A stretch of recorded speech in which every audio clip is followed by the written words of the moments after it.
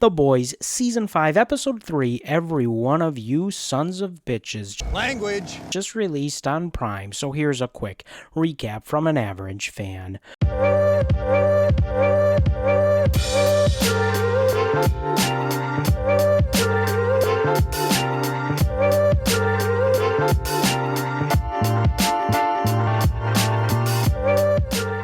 What's going on, everyone, and welcome back to the channel. Let's not waste any time and get right into it, so of course, spoilers are ahead. We get a spooky action sequence where a portrayed monster is on a killing spree. That monster turns out to be Ryan, and of course, we'll get more on him later.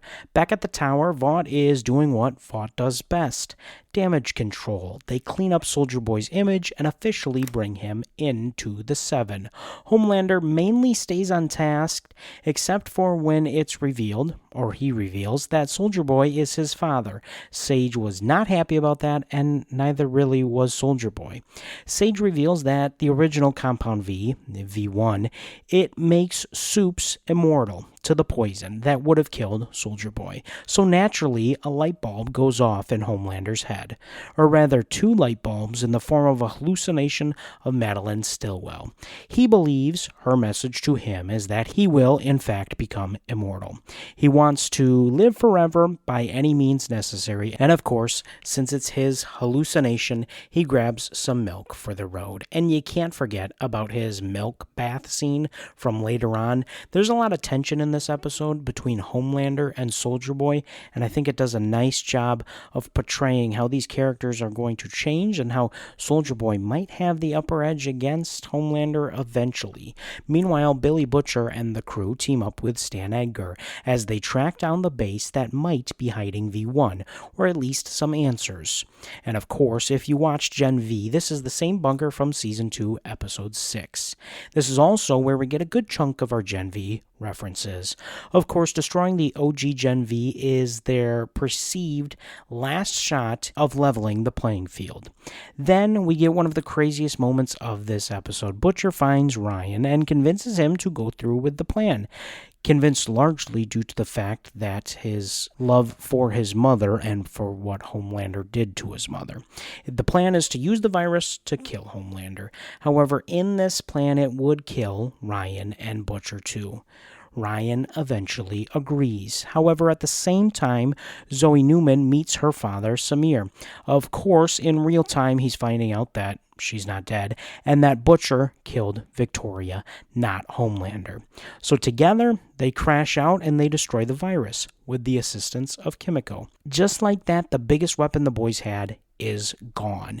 So now some problems arise at the bunker. The Deep, Cindy, Black Noir, and Dognot pull up like it's the final boss battle. The crew is trapped in the bunker for a while. Noir captures Edgar, but then Deep betrays Noir and takes Edgar himself back to Vought so that he can win back some of Homelander's trust. Things get even messier, however, when Maverick confronts Huey Campbell about killing Translucent, his father. And yes, that's finally some payoff for that from very early in Season 1. The fight breaks out, Cindy kills Maverick inadvertently, and Annie January steps in and casually kills Cindy. No hesitation, no holding back. With no virus left, Ryan confronts Homelander about what he did to Becca. And yeah, things get violent fast. Now, in fairness, Ryan lands some punches, but it really doesn't do anything. It's just years of trauma exploding at once. The family trauma cycle of awful dads continuing right in front of our eyes.